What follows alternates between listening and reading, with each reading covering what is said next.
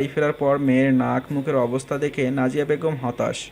মেয়ের একদম কাছাকাছি এসে এক নজর ভালোভাবে মেয়ের দিকে তাকিয়ে প্রশ্ন করে। এই লিহা, তোর এই অবস্থা কি করে হয়েছে?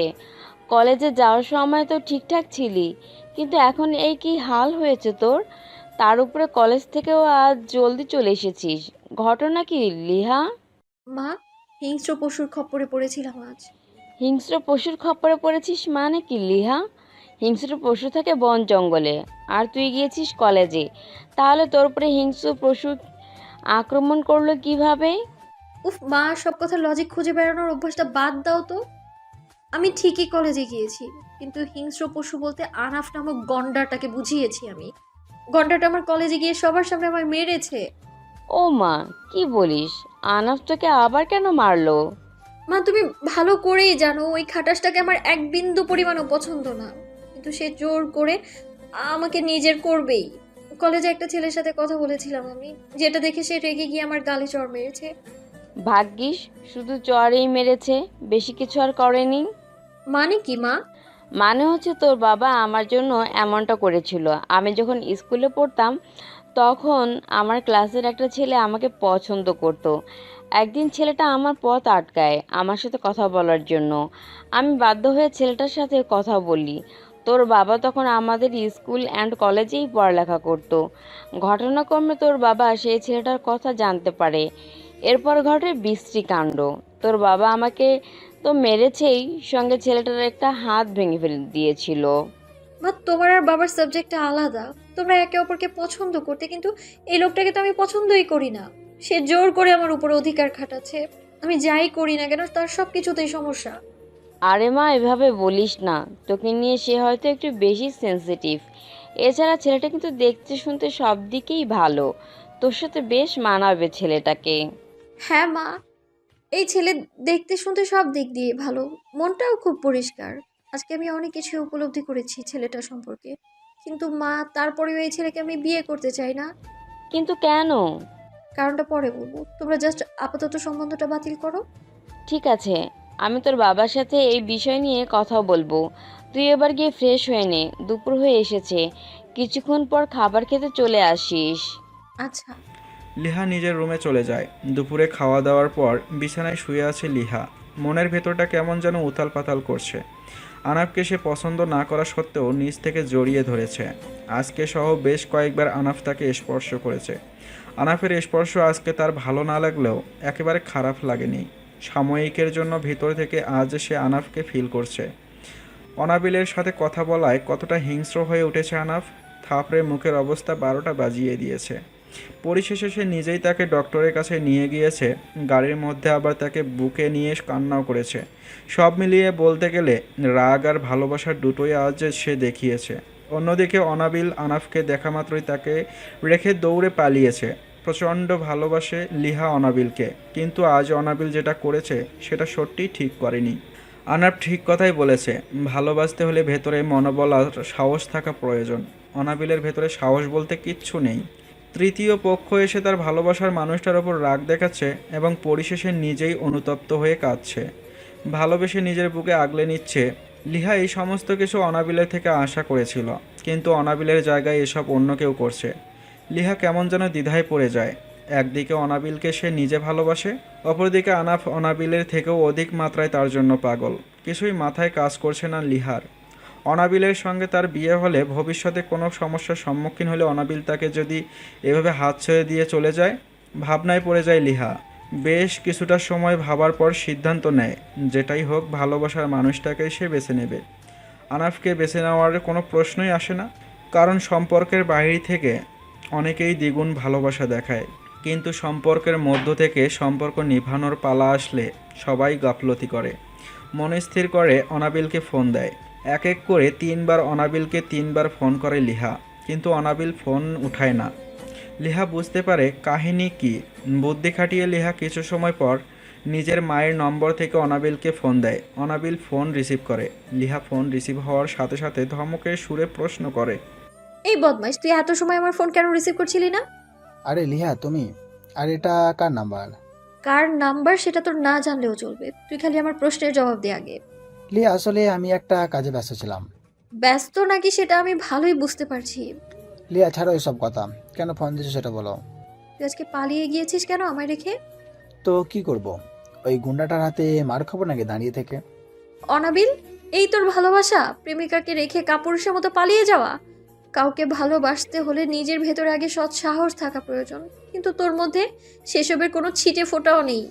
লিয়া, ভালো আমি ঠিকই বাসি, কিন্তু এখানে পরিস্থিতি আমার অনুকূলে নেই। কলেজের সব কয়টা বড় ভাই আনাপের ভক্ত, কেউ আমার সাপোর্টে নেই। সেখানে আমি কিভাবে লড়াই করব? হয়েছে, আর বাহানা দেখাতে হবে না। তোকে আমি কি বলি সেটা মন দিয়ে শোন। হ্যাঁ বলো। তোর আমাকে পালিয়ে বিয়ে করতে হবে না। আমি আম্মুকে জানিয়ে দিয়েছি আনাফের সম্বন্ধ ঠুকরে দিতে। তুই একটা কাজ কর, আগামীকাল তোর পরিবার নিয়ে আমার বাসায় এসে বিয়ের প্রস্তাব দে। আমি সবকিছু আগে থেকেই ঠিক করে রাখবো। ঘরোয়াভাবে হোক বা অন্য কোনোভাবে আমরা একদিনের ভেতরেই বিয়ে করে ফেলবো। এতে করে আনাফের আর কিচ্ছু করার ক্ষমতা থাকবে না। লিয়া, এত জলদি আমার পক্ষে কিছু করা সম্ভব না। একদিনের মধ্যে আমি না নিজেকে তৈরি করতে পারবো, আর না পারবো পরিবারকে রাজি করাতে পারবো। আমার কিছুটা সময় প্রয়োজন। কত সময় প্রয়োজন তোর? সেটা ঠিক করে বলতে পারছি না। দেখ অনাবিল, আমার সাথে কাহিনী করার চেষ্টা করিস না তুই। তোর হাবভাবে আমি অনেক কিছু উপলব্ধি করতে পারছি। আগামী 2 দিনের মধ্যে তুই যে কোনো উপায়ে নিজের পরিবারকে রাজি করিয়ে আমার বাসায় বিয়ের প্রস্তাব নিয়ে আসবি। না হয় খারাপ কিছু ঘটে যাবে, কিন্তু আমি বলে দিলাম। লিহা, প্লিজ এভাবে বলিও না। আমি দেখছি কি করা যায়। জানি না কি করবি, তবে আমি এটুকু জানি, আগামী 2 দিনের ভেতর তোর পরিবার নিয়ে তুই আমার বাসায় আসবি, ব্যাস। আচ্ছা ঠিক আছে, আমি ব্যাপারটা দেখছি। এবার ফোন রাখলাম। হুম, রাখ ফোন। দুজনেই ফোন রেখে দেয়। লিহা ফোন রেখে দেওয়ার পর ফোনটা তার মাকে ফিরিয়ে দিয়ে মায়ের সাথে কিছু কথাবার্তা বলে নিজের রুমে চলে আসে। দিনটা কোনোভাবে কেটে যায়। পরের দিন সকালে যথারীতি লিহা ঘুম থেকে উঠে ঢিলে ঢালা একটা জামা পরে কলেজে চলে যায়। লিহা গতকালের কারণে যদিও কিছুটা অসুস্থ, কিন্তু তারপরেও সে কলেজে গিয়েছে চালাকি করে। কারণ আনাফে কলেজে আসবে তদারকি করার জন্য। কিন্তু আনাফ যদি কলেজে এসে তাকে দেখতে না পায়, তাহলে দেখা যাবে আনাফ তার বাড়িতে চলে যাবে খোঁজ করতে। না, হয়তোবা একটা গন্ডগোল পাকাবে। লিহা বুদ্ধি করে আগামী 2 দিন কোনোভাবে সব কিছু সামলে রাখার পরিকল্পনা করছে। কোনো প্রকার ভুল সে করবে না, যাতে করে সমস্ত প্ল্যান ভেস্তে যায়। সে কারণেই আনাফের কথা মতন মডার্ন জামা ছেড়ে ঢিলেঢালা একটা জামা পরে আজ কলেজে গিয়েছে। কলেজের স্টুডেন্টরা লিহার দিকে তাকিয়ে তাকিয়ে হাসছে। অনেকেই আবার সমালোচনা করছে লিহাকে নিয়ে, কারণ ঢিলেঢালা জামায় দেখতে লিহাকে বেশি একটা সুন্দর লাগছে না। লিহার প্রচণ্ড রাগ হচ্ছে সমালোচনার মুখে পড়ে, কিন্তু সে কিছুই করতে পারছে না। এমতো অবস্থায় আনাফে কলেজে এসে হাজির হয়। লিহা আনাফকে দেখা মাত্রই নিজেই আনাফের কাছে ছুটে যায় এবং সবার নামে নালিশ করতে শুরু করে। আপনার কারণে অনেকেই আমায় নিয়ে সমালোচনা করছে। আমার নাকি মাথা ঠিক নেই, আমি নাকি পাগল হয়ে যাচ্ছি। গতকাল আমি মডার্ন জামা পরিধান করেছি। মানুষ নাকি দিন দিন আধুনিক হয়, আর আমি আধুনিক পোশাক ছেড়ে ঢিলেঢালা জামা পরে এসেছি, যার কারণে অনেকেই আমায় নিয়ে হাসাহাসি করছে। এবার খুশি তো আপনি? কি? কার এত বড় সাহস তোমায় নিয়ে সমালোচনা করে? প্রিয়, একটুখানি সময় অপেক্ষা করো তুমি, তারপর সব কটাকে মজা দেখাচ্ছি। আনাফ সাথে সাথে ফোন বের করে কলেজের সিনিয়র পোলাপানকে ডেকে আনায় এবং যারা যারা লিহাকে নিয়ে সমালোচনা করেছে সবাইকে পানিশমেন্ট দেয়। এক সিরিয়ালে সমালোচনাকারীদের সবাই কান ধরে উঠবোস করছে। আনাফ সবাইকে দেখিয়ে লিহাকে বলে, এবার খুশি তো তুমি? তোমায় নিয়ে যারা সমালোচনা করেছে সব কটাকে পানিশমেন্ট দেওয়া হচ্ছে। আমার কলিজাটাকে নিয়ে যে একটা কথা বলবে তার অবস্থা আমি নাজেহাল বানিয়ে দিব। আমি থাকতে তোমার দিকে কখনো কেউ আঙুল তুলে তাকাতে পারবে না। সারা জীবন আমি তোমার সামনে ঢাল হয়ে দাঁড়িয়ে থাকবো। লিহা মুচকি হাসি দিয়ে আনাফের দিকে তাকিয়ে মনে মনে বলে, তুই আমার জন্য যত কিছুই করিস না কেন, আমি কখনো তোর হব না। আমি আগামী 2টা দিন শুধু তোর সাথে লেভেল দিয়ে থাকবো, যাতে করে তুই কোনো ঝামেলা করতে না পারিস। 2 দিন পর অনাবিলকে বিয়ে করে তোর চোখের সামনে ঢ্যাং ঢ্যাং করে ঘুরে বেড়াবো, কিন্তু তুই আমার একটা পশমও বাঁকা করতে পারবি না, মিস্টার অনার্স খবিস। আর মাত্র 2টা দিন, জাস্ট ওয়েট। তারপর আমি চিরজীবনের জন্য তোর হাত থেকে মুক্ত হব। হাজারো চেষ্টা করেও তুই আমাকে আর অনাবিলের কাছ থেকে দূরে সরাতে পারবি না, দেখে নিস। লিহা ভাবনায় মশগুল। 2টো দিন কোনো মতে কেটে গেলেই হয়। আনাফ নামক মুসিবত থেকে সে পার্মানেন্ট মুক্তি পেয়ে যাবে। একবার বিয়ে হয়ে গেলে পরবর্তীতে আর কোনো ক্ষমতা কাজে লাগবে না আনাফের। আনাফের ভেতরটা আনন্দে ভরে ওঠে, কারণ লিহার মুখে হাসি ফুটেছে। সবসময় আনাফ এটাই চায় লিহা তার সাথে হাসি খুশি থাকুক। কিন্তু লিহার কাছে প্রশ্নের কোনো উত্তর না পেয়ে কিছুটা ইতস্ত বোধ করে। হালকা করে লিহাকে নাড়িয়ে বলে, লিহা, কি হলো? কোথায় হারিয়ে গেছো তুমি? আমার কথার কোনো উত্তর দিচ্ছ না যে? লিহা ভাবনার জগৎ থেকে ফিরে আসে। সব কিছু মিলিয়ে লিহা প্রচণ্ড খুশি। আজ বাদে কাল অনাবিলের সাথে তার বিয়ে হবে।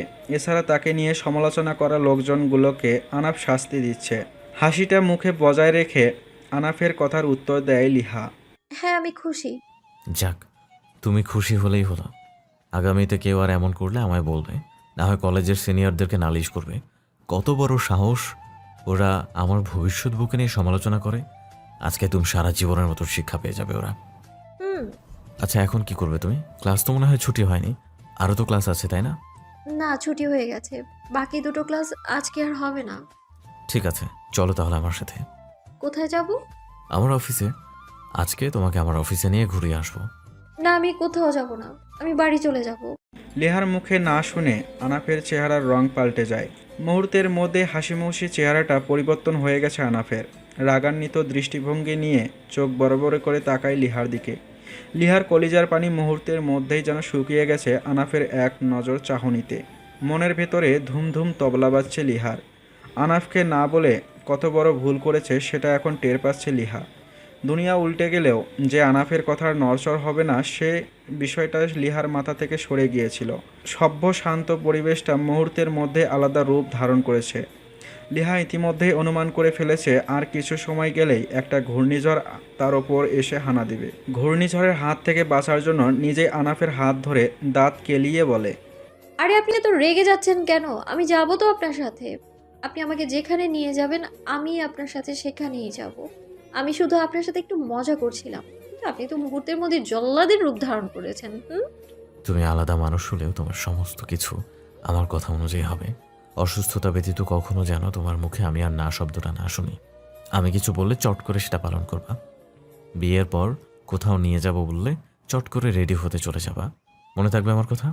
হ্যাঁ হ্যাঁ, থাকবে থাকবে। এবার ভালো মানুষের মতন আমার সাথে চলো। লিহা ভদ্র মেয়ের মতন আনাফের সঙ্গে গিয়ে গাড়িতে ওঠে। লিহার জড়তা কেটে গেছে আনাফের সাথে কয়েকবার সফর করার পর।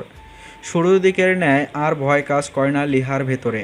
আনাফ লিহাকে নিজের খুব কাছে বসিয়ে রেখে গাড়ি ড্রাইভ করছে। দুজনের শরীর একে অপরের সাথে বারবার স্পর্শ করছে। লিহা কোনো কিছুই বলছে না, স্বাভাবিকভাবে সব সয়ে যাচ্ছে। কারণ লিহা ভালো করেই জানে আনাফের অভ্যাস সম্পর্কে। একসাথে আনাফের সাথে সফর করলে হয় হাত চেপে ধরে রাখবে, না হয় নিজের খুব ঘনিষ্ঠ করে বসিয়ে রাখবে। আনাফের অভ্যাসগুলো শুরুতে লিহার কেমন লাগলেও বর্তমানে সব সয়ে গেছে। লিহা নিজেও আনাফের বিবাহিত স্ত্রীর ন্যায় চুপ করে আনাফের কাছাকাছি বসে আছে। কিছুক্ষণ পর আনাফের অফিসে এসে পৌঁছায় দুজন। আনাফে গাড়ি সাইড করে পার্কিং করে লিহাকে সঙ্গে নিয়ে গাড়ি থেকে নামে। লিহা গাড়ি থেকে নামার পর আনাফের অফিস দেখে বেশ অবাক হয়। অনেক বড় অফিস আনাফের। লিহা ভেবেছিল আনাফ হয়তো ছোটোখাটো কোনো কোম্পানিতে চালায়, কিন্তু বর্তমানে আনাফের অফিস দেখে লিহার সেই ধারণা পাল্টে যায়। আনাফ লিহার হাত ধরে লিহাকে নিজের সঙ্গে করে অফিসের ভিতরে নিয়ে যায়।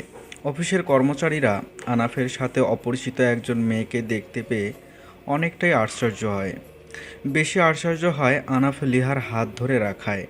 অফিসের কিছু মেয়ে কর্মচারীর হিংসায় পেট ফেটে যাচ্ছে। আনাফ এখনও যুবক, খুব অল্প বয়সেই সাকসেস অর্জন করেছে সে। এছাড়া দেখতে শুনতেও বেশ সুন্দর, বলিউডের নায়কদের মতন। উচ্চতা 5 ফুট 11 ইঞ্চি। আনাফকে প্রথম দেখায় ডেফিনেটলি যে কোনো মেয়ে পাগল হয়ে যাবে। 6 প্যাক বডি, টাকা পয়সার কোনো কমতি নেই। দৈনিক 70-80 বার কাপড় পরিবর্তন করে। হাত থেকে কোনো জিনিস একবার পরলে সেটা পরবর্তীতে আর কখনো ব্যবহার করে না। খুব স্টাইলিশ আনাফ। স্যুট বুট পরলে আনাফকে এতটা স্মার্ট লাগে যে কোনো মেয়েরা আনাফকে এক নজর দেখতেই মৌমাছির মতন ছুটে আসে। কিন্তু আনাফ কোনো মেয়েকেই পাত্তা দেয় না। আনাফের বর্ণনা শুনে এখন আবার গল্পের অনেক পাঠিকা পাগল হয়ে যাবে। সত্যিকার অর্থে আনাফ সম্পর্কে সমস্ত বর্ণনা সঠিক নয়।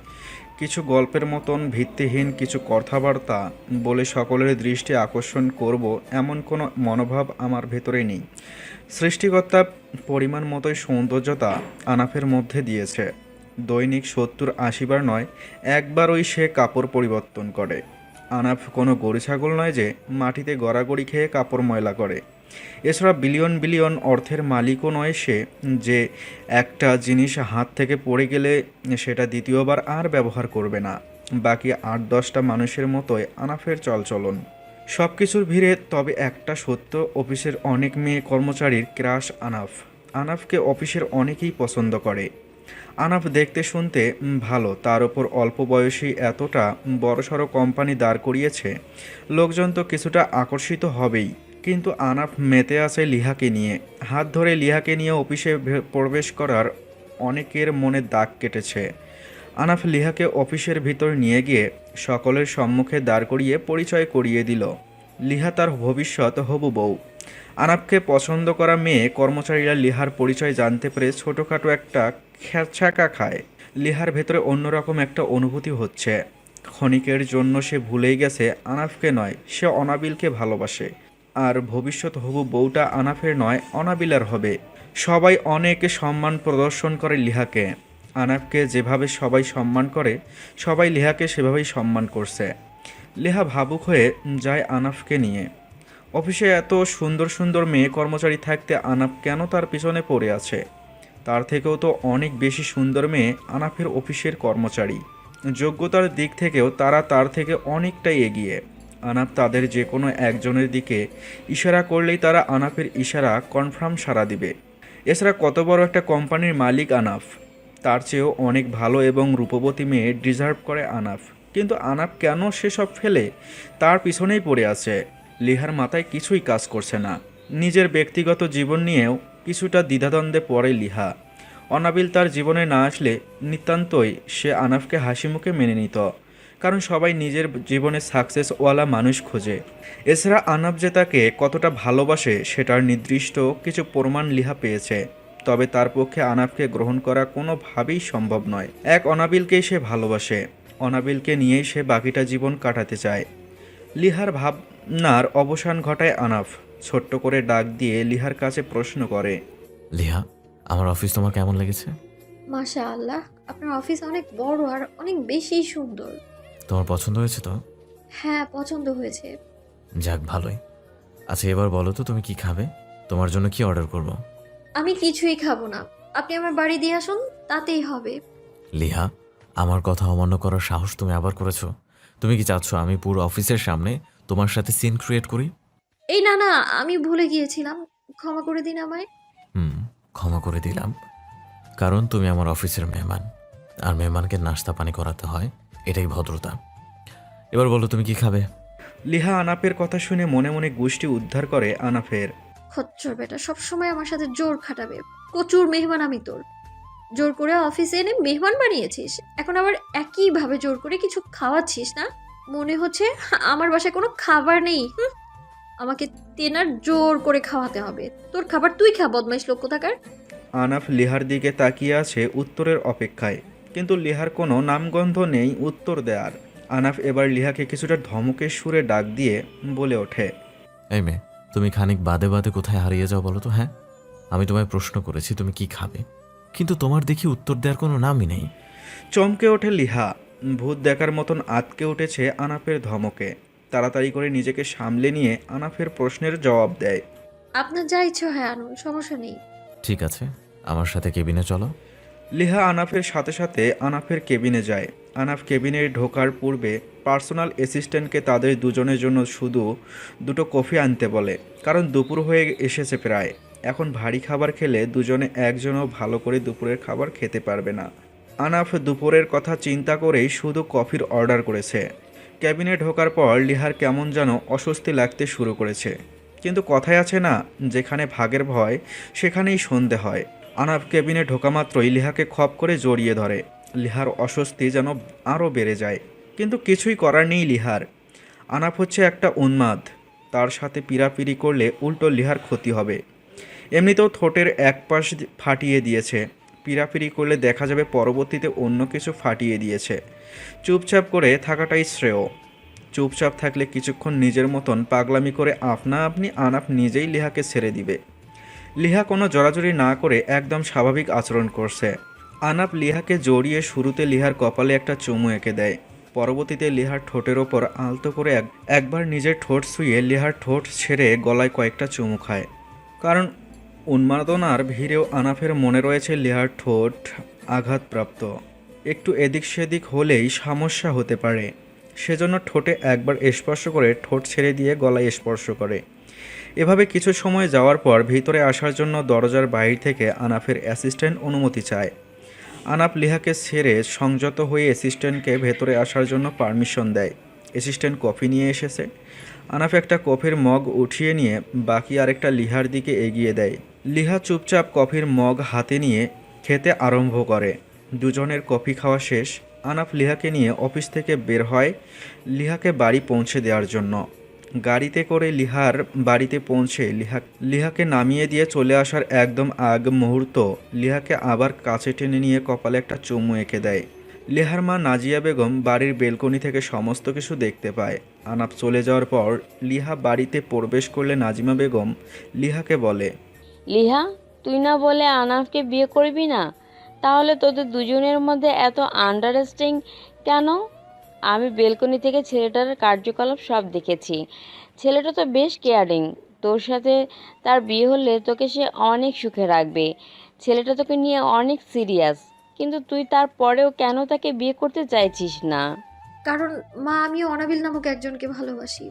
আগামীকাল অনাবিল আমার বাসায় বিয়ের সম্বোধন নিয়ে আসবে। এছাড়া একটু আগে তুমি যেটা দেখেছো সেটা কোনো আন্ডারস্ট্যান্ডিং না। আমি তার সাথে আপাতত শুধু তাল মিলিয়ে চলছি, কারণ আমার আর অনাবিলের বিয়ের আগ অবধি আমি কোনো প্রকার সমস্যা চাই না। আমি চাই না সে কোনো প্রবলেম ক্রিয়েট করুক। আর নাজিয়া বেগম চমকে ওঠে মেহের কথা শুনে। একদিকে মেয়ে প্রেম করছে, অন্যদিকে আনাপের সাথে তাল মিলিয়ে চলছে যাতে করে আনাপ তার এবং অনাবিলের পথে বাধা না হয়ে দাঁড়ায়। নাজিয়া বেগম বেশি আশ্চর্য হয়েছে মেয়ের চালাকি দেখে। সেই সঙ্গে ভয়ে মনের ভিতরে মোচড় দিতে শুরু করেছে নাজিয়া বেগমের। যেই ছেলে লিহাকে ছেলে মানুষের সাথে কথা বলতে দেখে মেরে নাক মুখ ফাটিয়ে দিয়েছে, সেই ছেলে যখন জানতে পারবে লিহা অন্য কাউকে বিয়ে করার জন্য তার সাথে তাল মিলিয়েছে বা ছলনা করেছে, তখন সে কি করুণ অবস্থা করবে লিহার, এক ওপরওয়ালাই ভালো জানেন। নাজিয়া বেগম মেয়েকে কি বলবেন বুঝে উঠতে পারছে না। প্রচণ্ড হতাশা কাজ করছে নাজিয়া বেগমের ভেতরে। চুপ করে আছেন নাজিয়া বেগম। লিহা বুঝতে পারে তার মা প্রচণ্ড হতাশা তার বিষয়টা নিয়ে। মায়ের হতাশা দূর করতে লিহা তার মায়ের হাত আলতোভাবে চেপে ধরে ভরসা দিয়ে বলে, মা, তুমি খামোখা কেন এত টেনশন করছো বলো তো? লিহা, মানুষের দুটো রূপ হয়, একটা ভালো আর একটা খারাপ।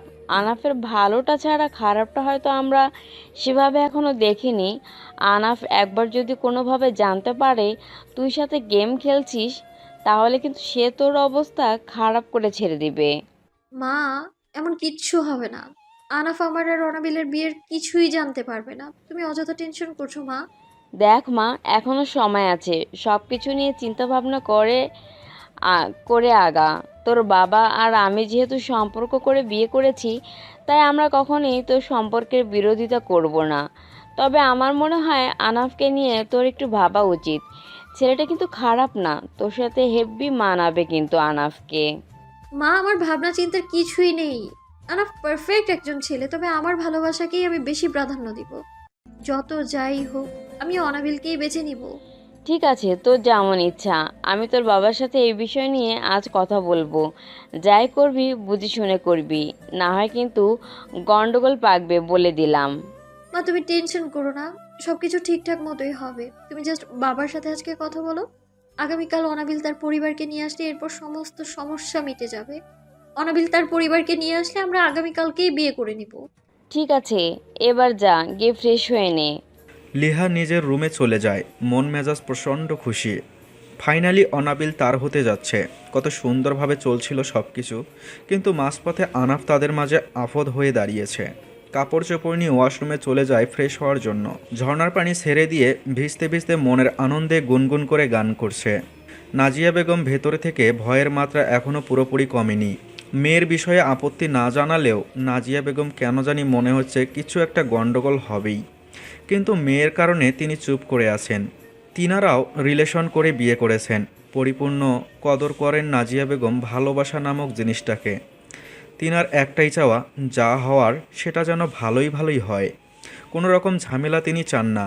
মেয়ের বিষয় নিয়ে ভাবতে ভাবতে টেবিলে দুপুরের খাবার সাজিয়ে ফেলে।